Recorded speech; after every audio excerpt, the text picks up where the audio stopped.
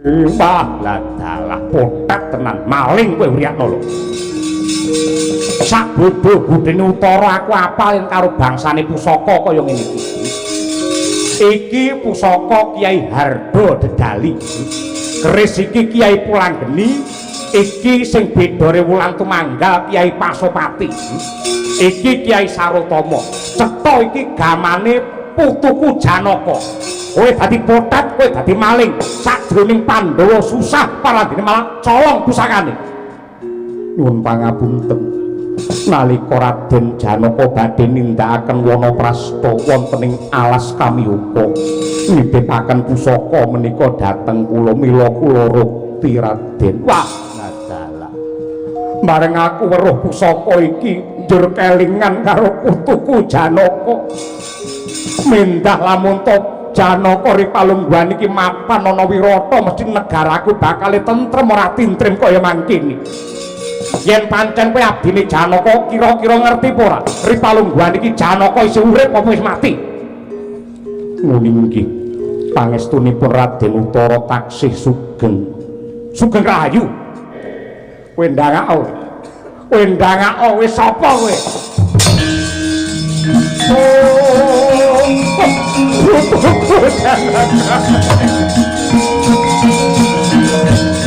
Apa Wirata kentekan wong lanang, wong wandu nek maju perang? Sapa? Takon marang aku Kedhi Wrihatnala. Gaweamu ning Wirata apa? Juru beksa lan juru rara. Wah, guru. Inggih gurunipun Siben. Bisa joget nggih saged. Wah, joget mesti gagan mboten srimpi. Ora minggat dadi kelaring epek-epekku. Sapa sing glundung sirahe ing kene dalan patimu? Oh. Wah. Oh, oh, oh, oh, oh, oh. Oh, oh. Wait. Wait. Oh. Oh. Wait.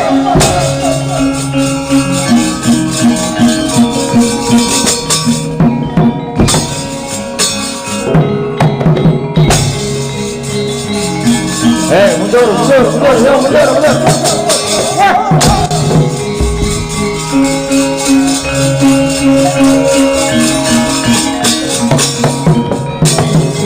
Kemawur mangawur-awur-wurahan tengaraning ajurit kong makyur kongso jagat Dewa Batara jagat Mangestungkara.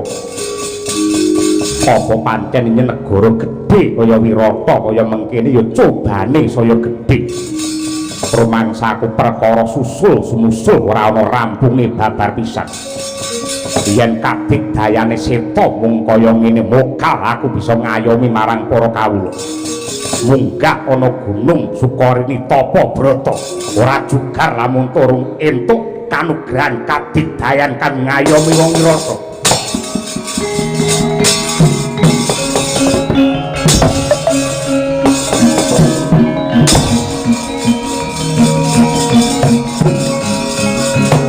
Nanggo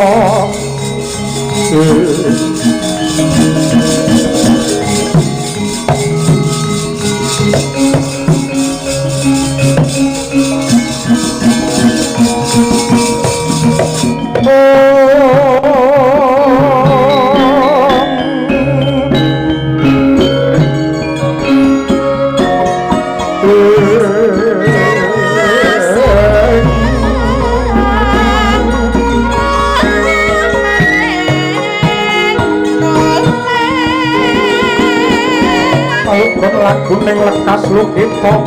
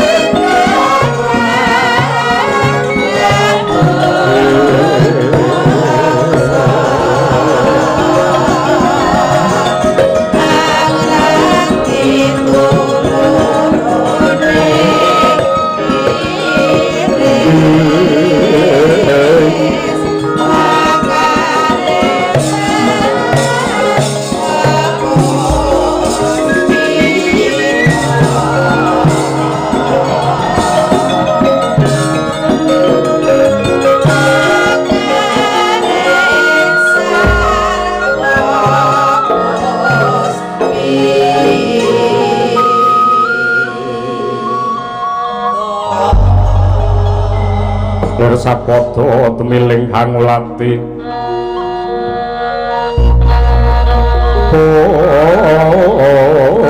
Puspita medem endah kang warni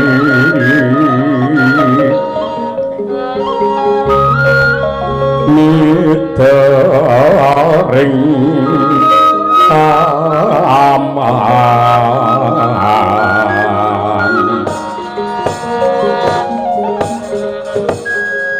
ndak bacotake anggenku tutur Yayu Tari. Lah gandeng ripalungguhan iki Wirata dirampit mungsuh kaya sing wis ndak kandhakake. Perintah dawuh saka Rama Prabu supaya pun Kakang Utara anganti Siadi lunga saka Kedaton. Merga apa? Sing diancam, sing diincim, sing diincer dening Ratu Trigarta Susarma ora ana liya kejaba wong pengin mondhong lawan sliramu Yayu Tari. Kula Kang Mangkunayu enggal tak kanthi ninggalake Kedaton Wirata Yayi. Nuwun sewu. Jumbo kalian pangandika paduka Kakang Mas Utara bilih palungguhan samangke Rama Prabu Masopati Kakang Mas Seta lan ugi Yayu Utara sampun magut juraning driya wonten madyaning pabaratan. Lah kok nuwun sewu kula kalian jengandika enak kapenak anggenipun badhe ngungsi dhumateng bilah ingkang kados mekaten. Mongko paduka kalian kula menika ala tanpa rupa inggih jiwa satriya. Tegesipun mukti apa mati diperlampahi sesarengan. Kok kirang trep menawi palungguhan samangkin negari Wirata nemahi panandhang kados mekaten lajeng kula kalian jengandika kok banjur oncat saking perkawis menika. Menawi paduka kepareng ndaratur kula mboten badhe nilaraken Kedaton yen pancen negari Wirata mangke badhe bedah. Kula pejah kasulayah badhe kelas lair batin tinimbang ngrasaken kamukten kawibawan kanthi ancik-ancik bangkinipun tiyang sak negari Kakang. Pamasonya patangga pinduyat hamun-amun lirku mampang maletik mancolot dalah jagat Dewa Bathara jagat mangestungka yektine marem lan tentrem rasaku legawa krungu apa kang dadi aturmu Yayi. Yen pancen tikatmu kaya mengkono tan wurunga pun Kakang mung bakal condong lan rumaja yektine pun Kakang uga bakal madeg senopati. Aku iki jinejer satriya aja nganti kaya wastra lungset ing sampiran. Aku kepengin ngundurake para sata Kurawa ingkang rampit saka mburi kanthi cara nitih kreta pusaka Kyai Garudayaksa. Ning upamanipun Kakang dadi senopati sapa kang dadi suku sirih kula sagah dados kusir kowe wong mantu.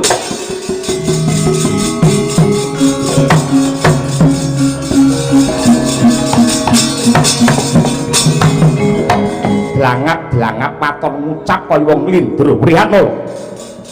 Ora melek mripatmu kowe iki wong wandu. Gaweamu mung beksa karo ura-ura. Lah kok arepe dadi kusir ki karepmu piye? Nuwun pangapunten Raden.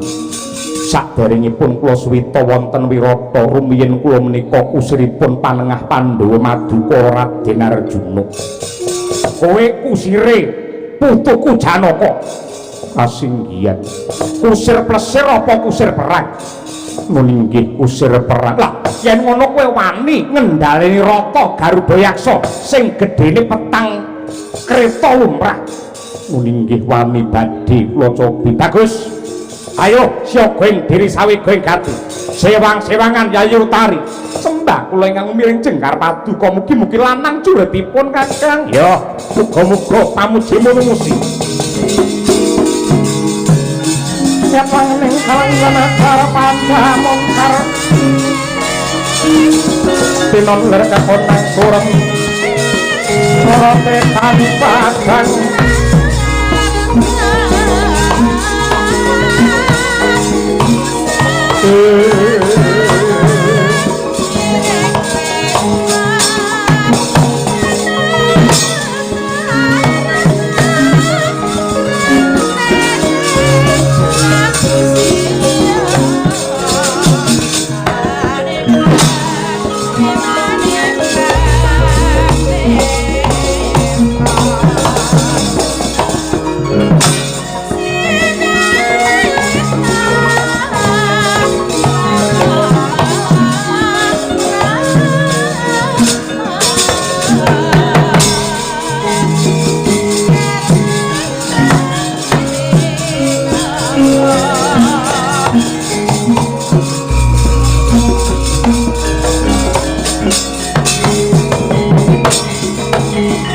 Wrihatnala wonten timbalan kang adhawuh Raden Utara sawangen iki kreta Kyai Garuda Yaksa gedhene kliwat ukur ditarik karo kuda cacahe 4 bani tenan nulinggih wani badhe kula cobi bagus ayo lenggao ana pakusiran ning sadurunge kowe munggah kowe kudu nyembah ping 3 luwih dhisik yen ora ana kuwalating lelakon aja nyalahke kelawan Utara nulinggih ngestoaken dawuh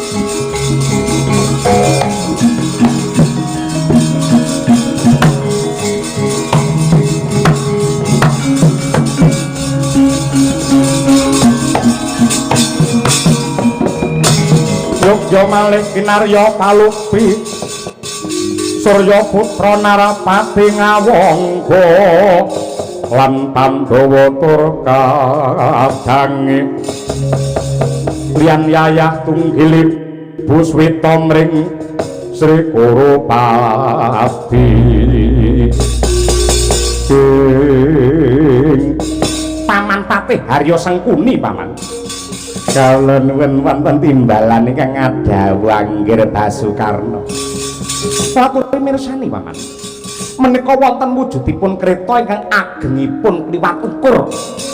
Mbandang antrajang magut wonten palagan. Menika kreta menapa paman? Inggih menawi mboten lepat menika Kyai Garuda Yaksa kreta pusaka Wirata. Ingkang madheg dados Senopati Nitirata sinten? Menawi mboten Prabu Matsapati inggih para putra-putranipun. Lah dalah. Menawi mekaten mang perintahaken para Sata Kurawa dipun udani jemparing ngestakaken dawuh nggih.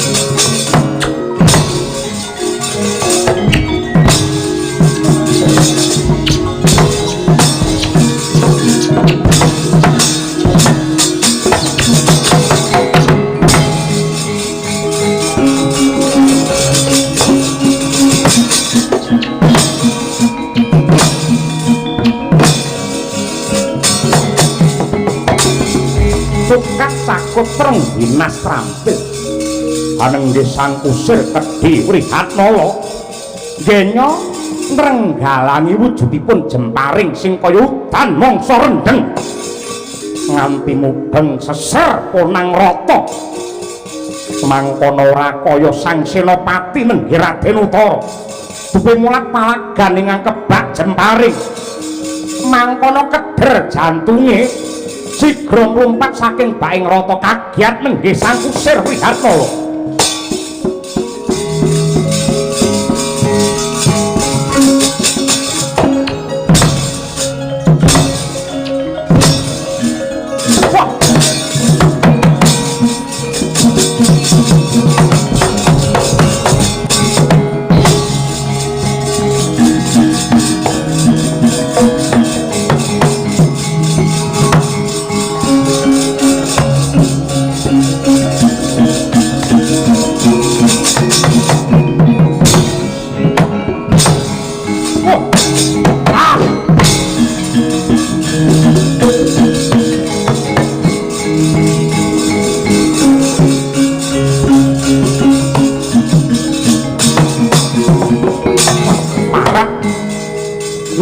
Tata krama kowe Wihatnala wani jambak rikmaku nganti aku meh tiba kalenggak. Nyuwun pangapunten Raden Utara sakmangke dados menapa melek mripatmu dadi senopati. Menapa watakipun senopati kados mekaten mongko manut pangandikanipun Raden Arjuna senopati menika tinimbang bali wirang luwih becik dadi bathak. Kowe ora nyawang para sata Kurawa sing gunggungi semono akeh kabeh nibake jemparing sing ner kang tinuju ya kuwi kreta Garudayaksa. Aku moh mati kodhok. Mati kodhok menika kados pundi? Mati sing tanpa lelabuhan. Nuwun pangapunten. Menawi satriya bebela dumateng negari menika menapa mati kodhok? Malah menika ing tansah dipun gayuh dening para satriya tama pejah bergagah mongko kakusuma yudha. Njur karepmu ripalungguhan iki piye? Gandeng paduka sampun mboten kersa dados senopati mundur saking palagan monggo sakmangke lelampanipun dipun walik. Diwalik piye? Paduka dados kusir kula dados senopati. Piye? Kowe kena dadi senopati patung pinten jebul diadani Utara.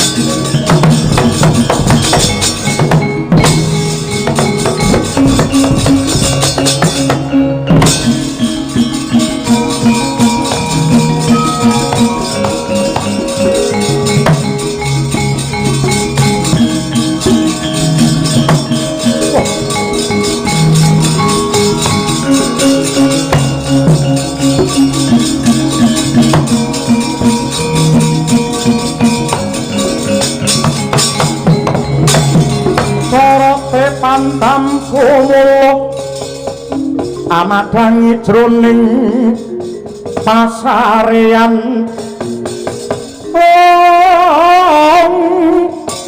nani wadana remu kalingan angrangan sang dyah manahung tumungkem guling wah dalah babar pisan aku ora nduga mono. Kowe duwe kaprawirane kang ngedap-ngedapi kanthi gampang kowe ningkes aku nduk uncalake ana kreta banjur kreta nduk bandhangake. Ning emane anggen bandhangake rata ora ana sakjroning palagan tik malah mlebu ning alas ki karepku piye Prihatnala? Sakmangke paduka pitados kalian kaprawiran kula menapa mboten? Ya, lahir batin aku percaya. Tegesipun dadi senopati, aku saguh dadi kusir. Menika saestu. Ya, tenan. Ning ya gene kok malah mlebu ana alas karepmu piye? Nyuwun pangapunten kula badhe mendhet simpenan kula. Piye? Mendhet simpenan kula. Jangan di sanes tiyang nanging pusaka. Pusaka inggih margake jemuken mapan wonten sak inggiling wit jati menika. Jemuken paduka dados menapa? Aku dadi kusir kowe senopati. Wajibanipun kusir manut ing reh perintahe senopati. Kula nyuwun tulung dumateng sang kusir kula aturi menek mendhet pusaka kula.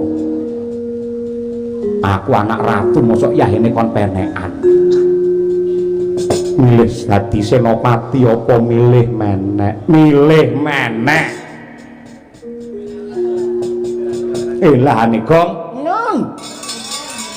Wah kowe ketemu ning kene babar pisan kanugrahan saka Gusti lantaran kowe Gong. Lah pripun? Aku arep njaluk tulung karo kowe. Gini yo to.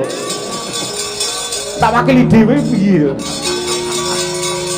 Kowe menek awit jati mburi kae ana pocongan ning mburke jare pusakane Wrihatnala. Margake jemuken. Oke, mboten langkung sendika ngestokaken dawuh. Ayo menek Odir Basuki mawa bea. Tegese lakone Panjangka kudu mawa dhuwit. Apa-apa jaman saiki kudu ngangge dhuwit. Waton kowe ngentokke dhuwit 200.000 tak peneke bojomu. Kok bojomu? Jati kae, kowe jati kae. Kowe yo hitungan karo aku. Yo hitungan kowe yo hitungan karo aku kok. Engkare piye le nandur kene sing ngunduh ngono. Yo, entene sik mang menit. Buru menek kaya ngene kuwi angkrang ya ampun pirang-pirang truk. Ngopo? Turu ye? Ora. Aku kowe pengen ora dhuwit 50.000. Zaman kaya ngene golek dhuwit angel 50 ya akeh. Lah iya gelem ora? Ya gelem. Jere Basuki Rahmat. Anu mawa bea, kowe menekake lek pocongan ning dhuwur ki isine pusaka. Jupuken 50.000. Duwite sik. Iya ki lho. Nek peneke. Wah angkrange pirang-pirang Gong. Ya wis resikone 50 ya ngono kuwi ya. Wes, tak aja diuncalke pusaka diuncalke ora. Nganti temono tumama ning janggan ingsun. Ingsun katriwandan ya iki. Wah, nggih. Oke, matur nuwun. Iki mau dhuwit 50 sing maringi Ndara Utara lantarane aku, perantarane aku. Mosok ora ketang 20 ora kok geke. Kowe 30 aku 20 ora gelem tak balik neh dhuwite. Iki tak unggahke neh iki pocongane. Ya segi 20. Heeh. Bar iki aku ngrokok melu kowe lho ya. Ora karo kanca nek kejem ya ora kejem piye. Niki Gus poconganipun pun kula pendhet niki wong angkrange pirang-pirang akhire kula mencolot ceblok. Kula berobat niki entek 500.000. Ya iki tak tambahi 500 sing penting nyawamu isih utuh. Nggih nyawa kula gumantung dhuwit. Nah ngene iki lumayan karo ngene iki. Margake bukaan Wrihatnala.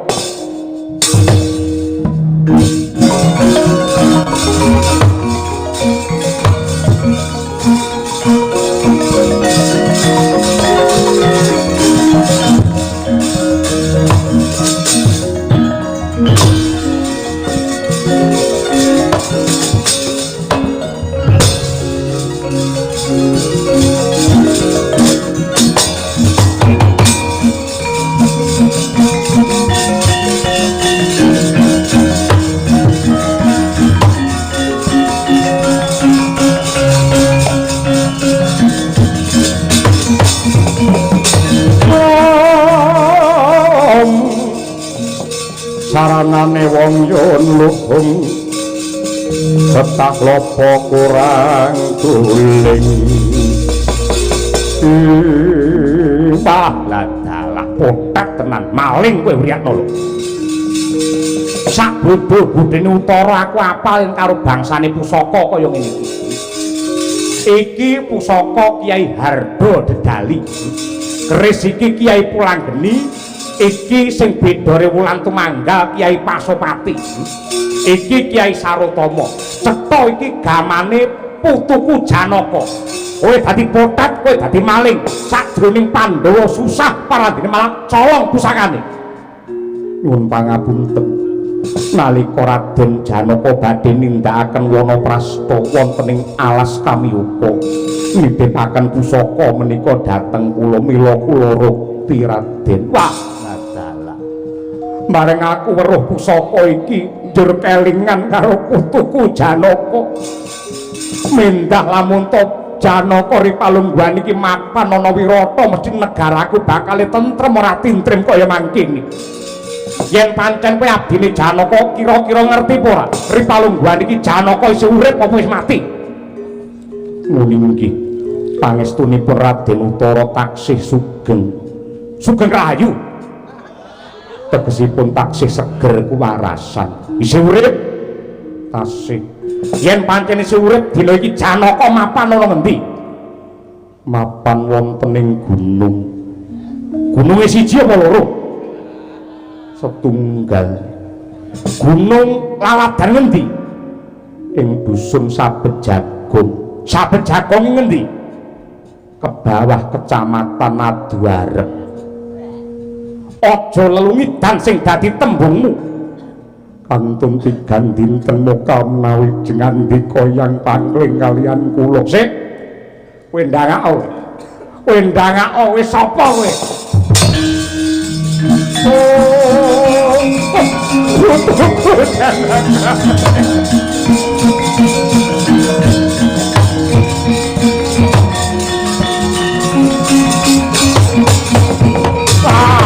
Alah, yektine aku wis ngraita ing atase wong wandu parandene nek kadigdayane ngedap-ngedapi jebul kowe.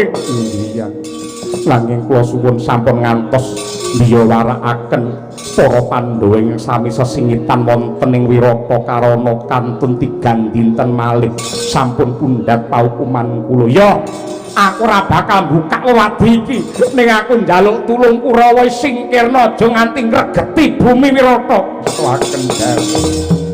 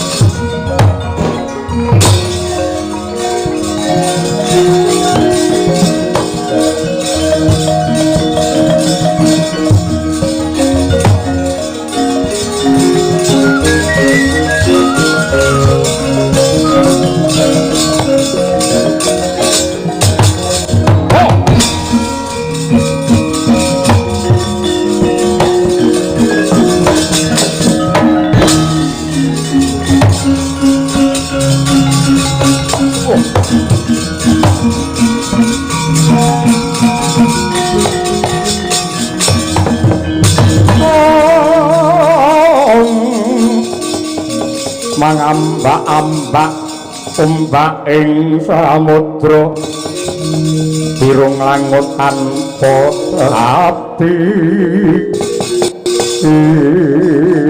Wong wandu apa Wirata kentekan wong lanang? Wong wandu nek maju perang sapa? Takon marang aku Kedhi Wrihatmala. Gaweamu ning Wirata apa? Juru beksa lan juru rara. Wah, guru. Inggih gurunipun Sinden. Bisa joget nggih saged. Wah, joget mesti gagahan mboten srimpi. Narpati Ngawangga Basukarna bebantengi wong Ngastina. Aku wis ngerti. Ora minggat dadi kelaring epek-epekku. Sapa sing glundung sirahe ing kene dalan patimu?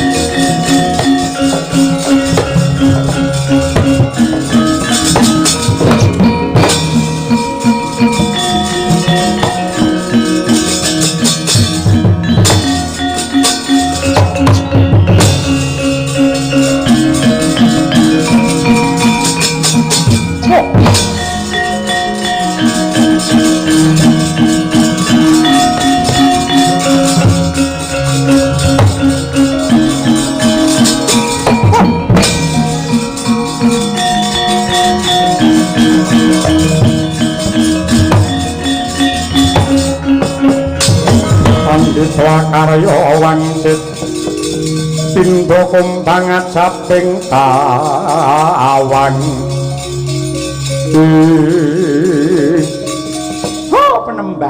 penemban ing atasipun ningali madyaning payudan parandene meh bilai ning menika wonten jemparing ingkang aneh-aneh tumancep wonten sak ngajeng jengandika penemban Bisma wujudipun jemparing kekalih menawi dipun tingali pepetane kaya wong sujud menika nalaripun kados pundi penemban mosok Durna pangling tata carane anak putu anggene sungkem marang mbae marang pepunden ana payudan ki ya ngene iki cara cetha ngono iki wujud bekti saka anak putu apa anak murid aku ora ngerti yen menawi mekaten tegesipun ingkang wayah parapat menengo yen ndok bacotake nggon mengucap malah konangan nggih tinimbang wirangan sing baku ripalungguane iki aku karo kowe wis nitik lamun to mutiaraning rasa mapan ana kene ayo mulih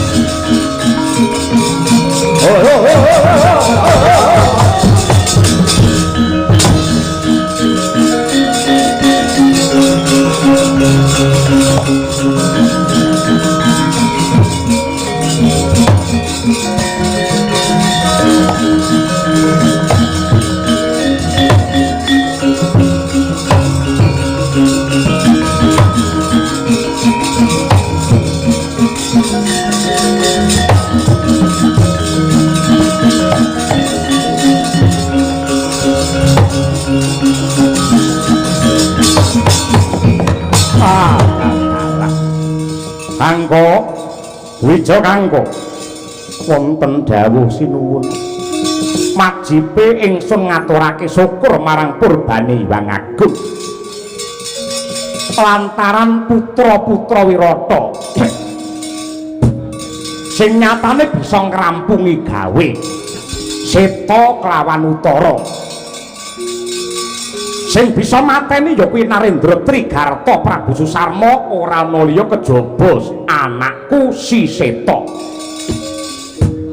sing tegese Seta pancen trep minangka bantenge wong Wirata tanpa beda kelawan anakku Utara nitih kreta Garuda Yaksa ngrampungi gawe mundurake Sata Kurawa sing nyatane pancen Utara satriya prawira yuda mula kang mangkun aku bakal paring nugra marang putra-putraku nyuwun pangapunten sinuwun menawi saking paningal kula ingkang saged amejahe dumateng Prabu Susarma menika sanes Raden Seta nanging lare pajagalan pun jagal Bilawa angko perkara jagal Bilawa perang karo Raja Mala menang aja kok nggawe ukuran yen perang gedhe kaya ngene ra ngerti tata rakite paperangan lan payudan mokal bisa unggul ing yuda nanging nyatanipun kados mekaten kalebet ingkang saged ngunduraken para Sata Kurawa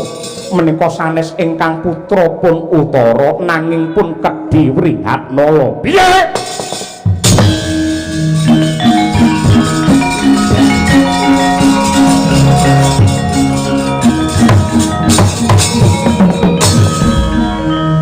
lho karo kita kowe mbiyen mung kere nyangga bacar pamriye men bisa nyenengake penggali Ratu Wirata ning nyatane ucapmu nemu bisa kaya mangkon kula mboten ngaturaken ujar pegorowan nanging ngaturaken witing klapa saklugunipun sing ngrampungi gawe Seta kelawan Utara sanes Jagal Bilowo kalian Wrihatnala Seta Bilowo Utara Wrihatnala Utara Wrihatnala ramingkep keprok paidon kowe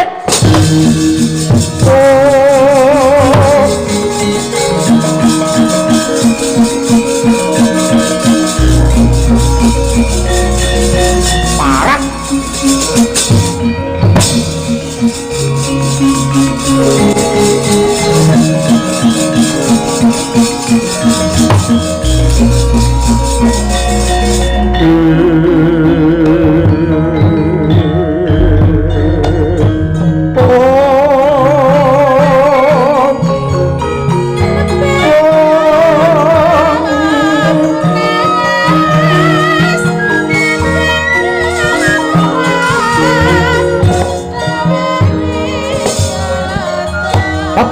dedet jagat wirata mendung ireng anggameng sinusuludan dres tanpa sangkan bledheke nyamber gumleger prahara gumimbrung kaya muraka muat sangkang kowe kang nandhang karuna bentet batuke dlewer getihe mili ing praupan yektine bakal netes ing bumi den tadahi dening astanira Niken Salindri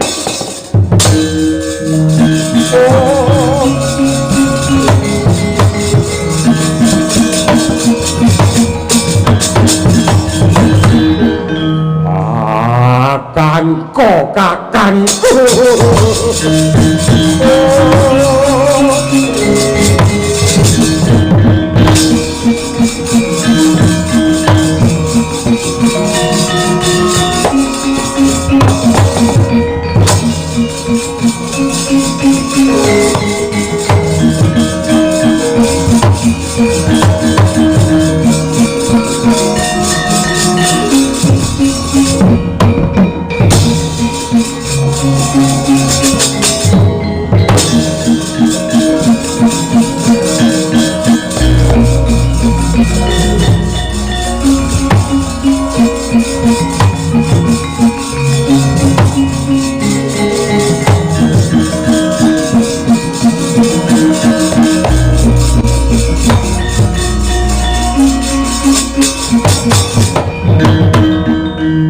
bagus yo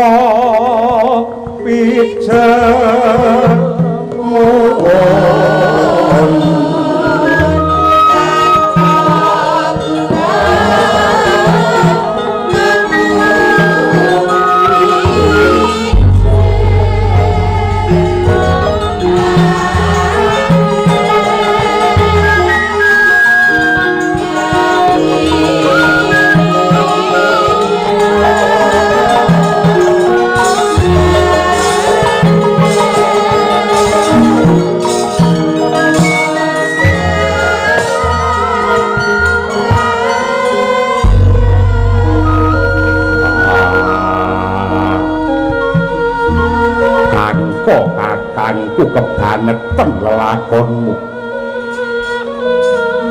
kowe kuwi wong lugu prasaja kowe wong jujur nanging malah kujur lakonmu sirahmu dikepruk paidon nganti bentet batukmu dlewer getihmu wah kuat no kangko kowe aja nganti mati yen nganti kowe mati sapa wakile bapak Kakang Mas cetha menawi Ratu Wirata mboten adil kula sampun ngetok jiwa raga kangge labuh negari nanging nyatanipun muspra tanpa guna aku njaluk palilah bakal njaluk adil marang Ratu Wirata yen Matsapati ora bisa dijekne hukum kraton Wirata bakal ndak ora arek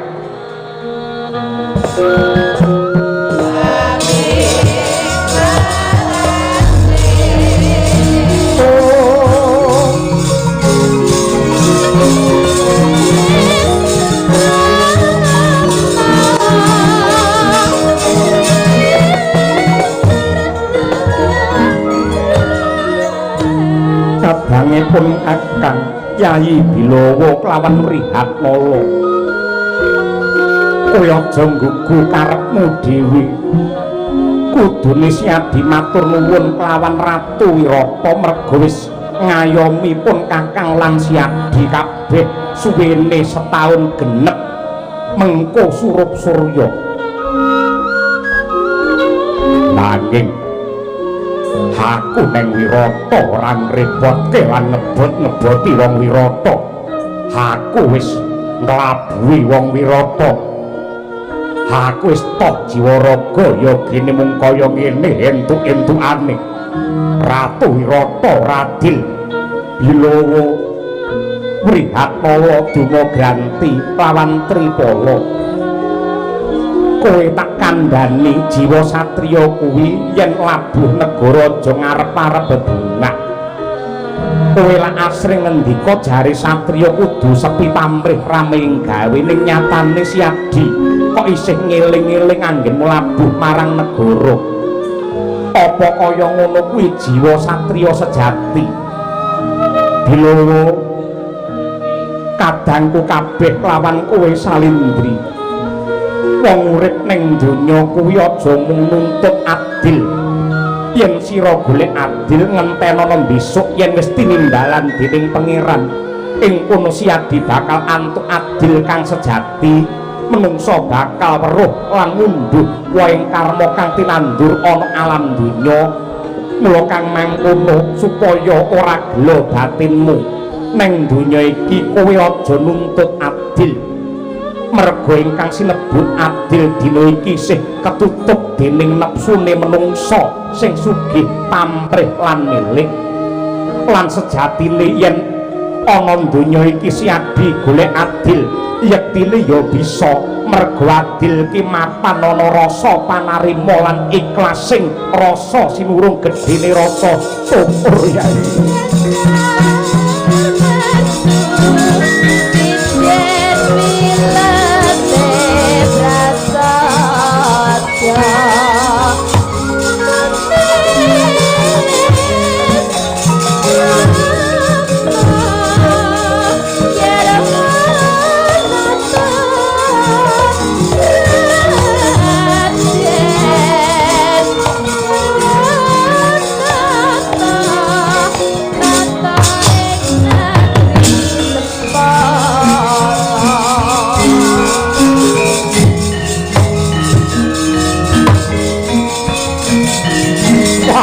Kalah ini Untara ini.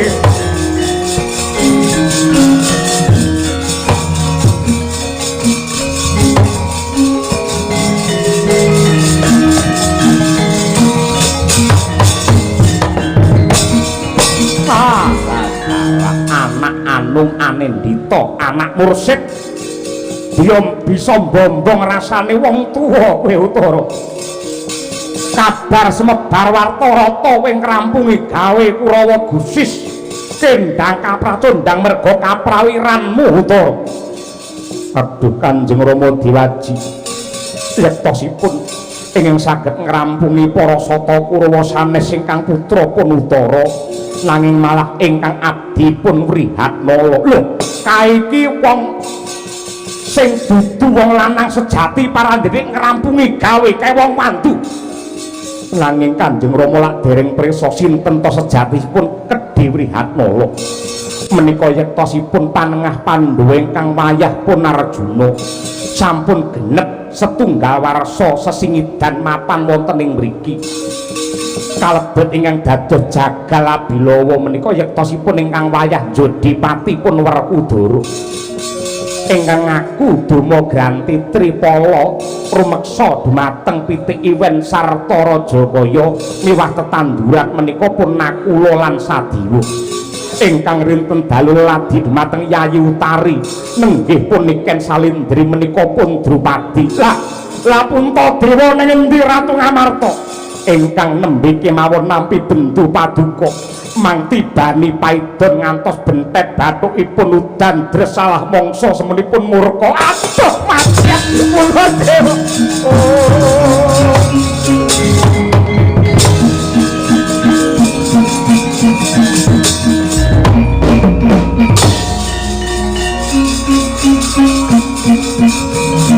Wah putuku mandek kowe.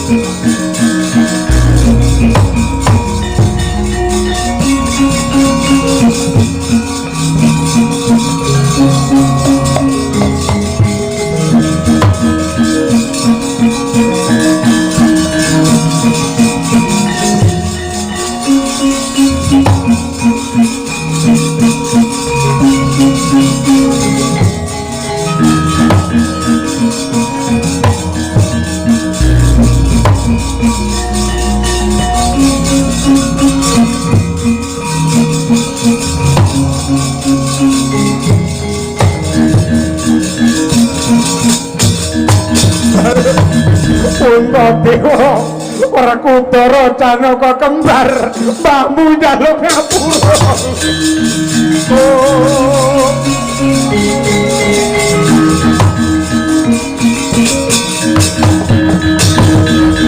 Mbahmu njaluk ngapura. Dudu mripatku nanging batinku sing picak. Ing atase negara Wirata tansah dilabuhi karo putu parandene aku ora weruh. Malah si Puntadewa gandeng ngaturake bab ingkang jujur malah tak pidana tak kepruk aidon bedhatok. Layak to layak bareng metu getih pusaka mbathok banjur jagat semune ora trima udan dres bledhek sesautan.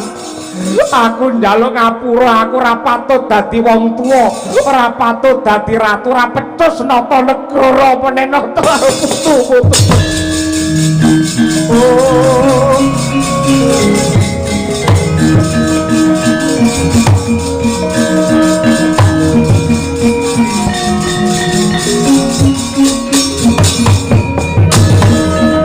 Kanjeng Hyang sampun ngantos kedelarung-delarung anggen paduka nenutuh diri.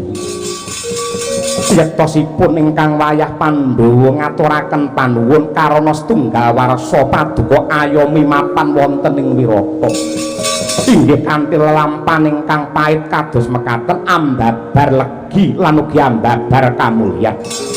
Nyuwun pangestu panjurung paduka Kanjeng Hyang. Ibaratipun tiyang gegawa taksih awrat jangkah kula taksih tebih anggen kula badhe netepi dharma tama dharmaning senopati lan satriya suci Hyang.